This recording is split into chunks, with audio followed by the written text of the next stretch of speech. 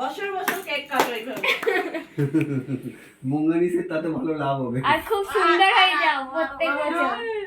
বছর বছর জন্মদিনে সবাইকে ইনভাইট করো আর সবাইকে নিয়ে এইভাবে বছর কেক বছর আসো ফিরে খাবো পেট পুরে খাবো পেট পুরে।